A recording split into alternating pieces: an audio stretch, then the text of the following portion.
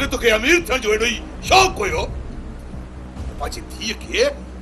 घर जी नोह बनाने जा ख्वाब न ॾेखारी हा बल्कि पेरन में छेड़ बधी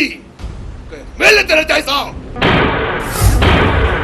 मां चवां थो मुंहिंजे अॻियां हटी परे थियो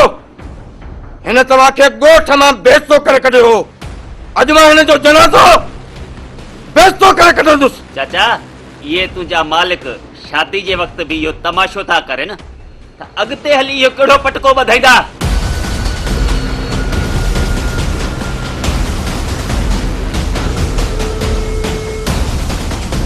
जॾहिं पंहिंजा रूह हिकु जिस्म में समाइजी वेंदा पोइ मुंह में तूं तो में आऊं। हाँ ख़ालिद अल्लाह करे तो उहो ॾींहुं जल्द अचे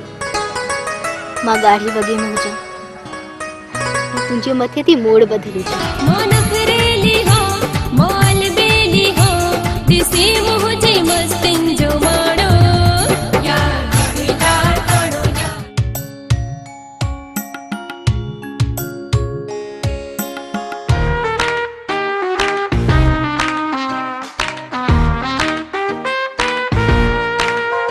अरे हाँ वाह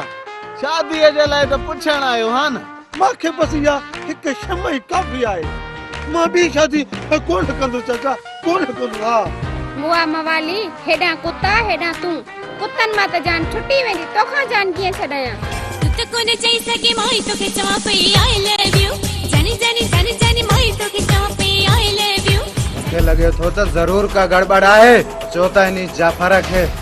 खडो खोटरे जेरो जमीन में था दफन कियोस पर आज मां वडे बात दाहू करे दुनिया के बुधाईंदस त तुझी हर सोच ज़ालमानी आ तुझो हर फैसलो ज़ालमानो आ उते तुझो वञण खतरे का खाली कोन आहे पुट सारन जी खुशी जा कातल होजन उन्हनि सुनन के थोड़े चलजे पैसा जा भी थोड़े चलजे तो वरी की तो सा इश्क जो ऐलान करे तो जहड़ा मानु किथे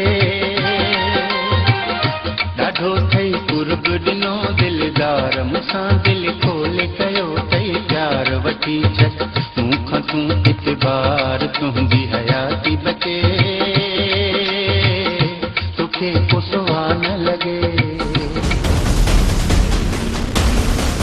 दौलतमंद वडेरन ए ताकतवर हस्तन असा के हर रंग में पिरियो आहे।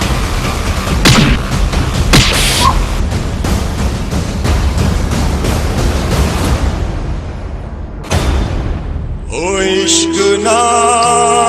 है रांद खेडण जी इश्क ना है रांद खेडण जी